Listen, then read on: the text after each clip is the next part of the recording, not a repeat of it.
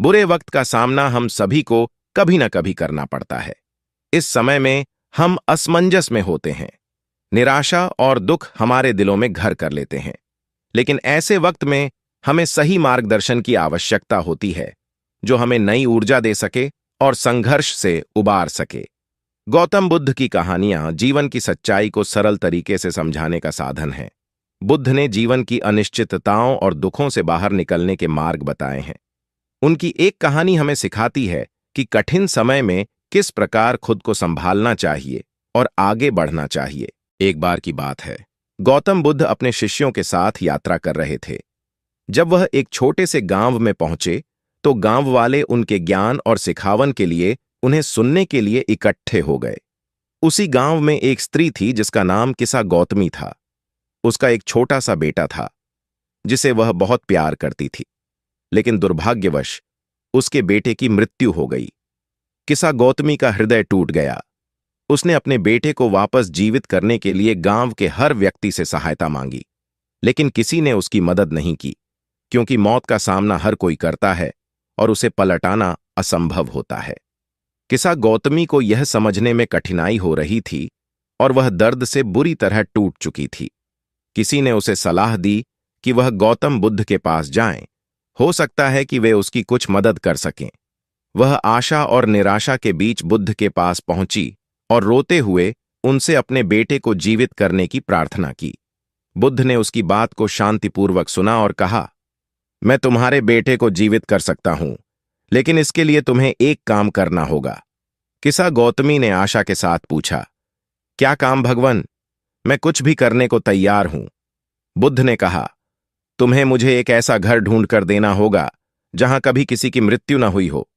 उस घर से मुझे एक सरसों का दाना ला कर दो। किसा गौतमी ने सोचा कि यह काम तो बहुत आसान है।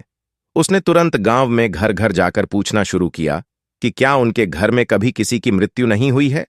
लेकिन हर घर में उसे यही उत्तर मिला कि मृत्यु ने हर घर को छुआ है। हर किसी ने किसी न किसी प्रियजन को खोया था। किसा गौतमी पूरे गांव में घूमी, लेकिन उसे ऐसा एक भी घर नहीं मिला जहां कभी किसी की मृत्यु न हुई हो। धीरे धीरे उसे यह एहसास होने लगा कि मृत्यु जीवन का अभिन्न हिस्सा है। वह समझ गई कि जिस तरह हर घर में मृत्यु आई है, उसी तरह उसकी भी जिंदगी में यह दुख आया है। इससे बचने का कोई उपाय नहीं है। वह फिर से बुद्ध के पास वापस आई। इस बार उसकी आंखों में शांति थी। उसने कहा, भगवन, मुझे अब समझ में आ गया है कि मृत्यु एक सत्य है, कोई इसे टाल नहीं सकता। बुद्ध ने मुस्कुराते हुए कहा, तुमने सत्य को पहचान लिया है।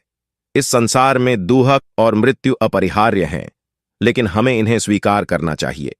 जब हम इन्हें समझ जाते हैं, तब हमें सच्ची शांति मिलती है। बुद्ध की इस शिक्षा ने किसा गौतमी के जीवन को बदल दिया। उसने अपने बेटे की मृत्यु को स्वीकार कर लिया और अपने दुख से बाहर आने की शुरुआत की। बुद्ध ने उसे यह सिखाया कि मृत्यु से भागना संभव नहीं है, लेकिन इसे समझकर हम अपने जीवन को और बेहतर बना सकते हैं। कहानी का संदेश। गौतम बुद्ध की इस कहानी से हमें यह सीखने को मिलता है कि कठिन समय या दुख से भागने की बजाय हमें उन्हें समझने और स्वीकार करने की आवश्यकता है।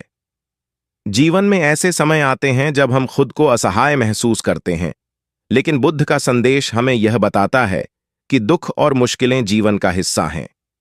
हमें उनसे डरना या भागना नहीं चाहिए, बल्कि उनसे सीखना चाहिए और जीवन के हर पल को जीना चाहिए।